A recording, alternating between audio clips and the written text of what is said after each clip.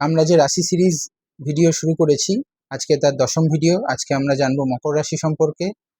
চলুন দেরি না করে মকর রাশির তথ্যগুলি জেনে নিই।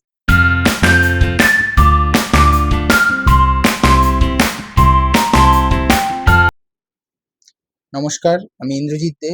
আমার ইউটিউব চ্যানেল অ্যাস্ট্রোলজিক্যালে আপনাদের স্বাগত জানাচ্ছি। অনুরোধ করব ভিডিওটি শুরু করার আগে যারা আমার চ্যানেলটি সাবস্ক্রাইব করেননি তারা অবশ্যই সাবস্ক্রাইব করে বেল আইকনটি প্রেস করে অল নোটিফিকেশন অন করে দেবেন, যাতে এই ধরনের ভিডিও সবার আগে আপনাদের কাছে পৌঁছে যায়। আপনাদের সহযোগিতা আমাদের একান্তভাবে কাম্য, তাই অবশ্যই চ্যানেলটিকে সাবস্ক্রাইব করবেন যদি ভালো লেগে থাকে।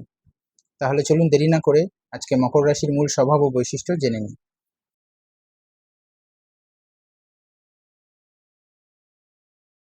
প্রথমেই মকর রাশি সম্পর্কিত কিছু সাধারণ তথ্য জেনে নেব। মকর রাশির অধিপতি গ্রহ হলো শনি গ্রহ। মকর রাশি পৃথ্বীতত্ত্বের রাশি। মকর রাশি স্ত্রীলিঙ্গের রাশি। মকর রাশি চর প্রকৃতির রাশি। মকর রাশির জাতি বা বর্ণ হলো বৈশ্য। মকর রাশি রজ গুণের অর্থাৎ রাজকীয় গুণের রাশি। মকর রাশির রং হলো বাদামি রং।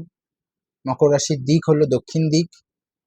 এই রাশিরও ধনুরাশির মতো একটু ব্যতিক্রমী পরিস্থিতি রয়েছে পায়ের ক্ষেত্রে।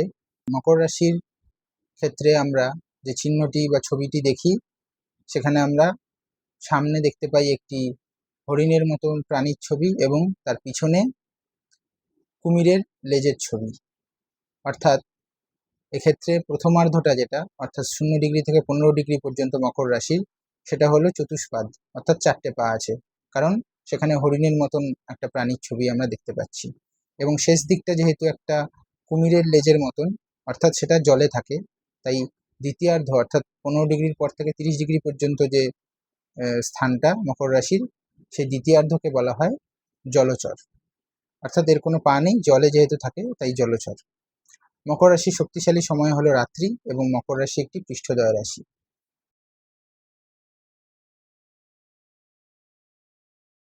এবার চলুন মকর রাশির মূল স্বভাবগুলো জেনে নিই।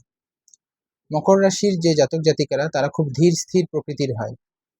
এরা টানা কঠোর পরিশ্রম করতে পারে। এরা খুব বিনয়ী এবং মাটির মানুষ হয়, অর্থাৎ ডাউন টু আর্থ হয় খুব। এদের কাজের প্রতি খুব নিষ্ঠা থাকে, নিষ্ঠা ভরে কাজটা করে, যে কোনো কাজ যেটাই এরা দায়িত্ব গ্রহণ করে। ভালো অনুগামী হতে পারে, অর্থাৎ অন্যদের ফলো করতে পারে, ভালো ফলোয়ার হিসাবে খুব ভালো, অর্থাৎ কর্মী হিসাবে খুব ভালো। এদের একজন নেতা থাকতে হবে, এরা তার আন্ডারে কাজ করতে বেশি ভালোবাসে। সাধারণভাবে লড়াই ঝগড়া এরা এড়াতে চায়, মানিয়ে নিতে পারে ভালো যে কোনো জায়গায়, বাস্তববাদী হয় খুবই, নিজের কাজে মনোযোগ দেয়, অর্থাৎ নিজের চরকায় তেল দেওয়া যেটাকে বলে। কর্তব্য ও দায়িত্বের থেকে পিছপা হয় না, ভালো শ্রোতা হয় অর্থাৎ গুড লিসনার, অন্যের কথাটা শুনতে পছন্দ করে। যেটা বললাম যে নেতা এদের থাকতে লাগে একজন, তো নেতার কথা এরা শোনে। খুব বুঝে শুনে খরচ করে এবং ভবিষ্যতের জন্য সঞ্চয় করে। সামাজিকতা পছন্দ করে না বেশি, নিজের মতন একা থাকতে পছন্দ করে। এরা খুবই হতাশাবাদী নিরাশাবাদী হয়, অর্থাৎ বেশিরভাগ ক্ষেত্রে নেগেটিভ মাইন্ডসেট থাকে এদের। নিজেদের কাজ নিয়ে খুবই সচেতন হয়, ক্যারিয়ার নিয়ে, এবং অবসরের পরেও এদের কাজ যাতে করে যায় এরা, সেই পরামর্শই এদের এই জন্য দেওয়া হয়। এই হলো মকর রাশির মূল স্বভাব ও বৈশিষ্ট্য। যারা মকর রাশি জাতক বা জাতিকা আছে তাদের সঙ্গে এটা কতটা মিলবে আমি সেই গ্যারান্টি নেব না, কিন্তু যাদের লগ্নপতি মকর রাশিতে রয়েছে তাদের অবশ্যই বেশিরভাগ এই স্বভাব ও বৈশিষ্ট্যগুলো মিলবে, এমনকি 100%ও মিলতে পারে। অবশ্যই তারা কমেন্ট করে জানাবেন তাদের ক্ষেত্রে কতটা মিলল, এবং এই ভিডিওটি কেমন লাগলো সেটাও কমেন্ট করে জানাবেন। ভিডিওটি যদি ভালো লেগে থাকে তাহলে অবশ্যই ভিডিওটিকে লাইক করবেন, আপনার বন্ধুবান্ধব পরিচিতদের মধ্যে শেয়ার করবেন এবং ভিডিওটিকে হাইপ করে দেবেন যদি সেই অপশন আসে। আর চ্যানেলটিকে অবশ্যই সাবস্ক্রাইব করতে ভুলবেন না, যারা এখনও সাবস্ক্রাইব করেননি। আপনাদের সাবস্ক্রাইব আমাদের জন্য খুবই জরুরি। সাবস্ক্রাইব করুন এবং বেল আইকনটি প্রেস করে অল নোটিফিকেশন অন করে দিন, যাতে এই ধরনের ভিডিও সবার আগে আপনাদের কাছে পৌঁছে যায়। চলুন তাহলে আর দেরি না করে আজকের ভিডিও শেষ করি। খুব তাড়াতাড়ি অন্য আরেকটি ভিডিও নিয়ে আপনাদের সঙ্গে দেখা হবে। ততক্ষণের জন্য ভালো থাকবেন, সুস্থ থাকবেন। ধন্যবাদ।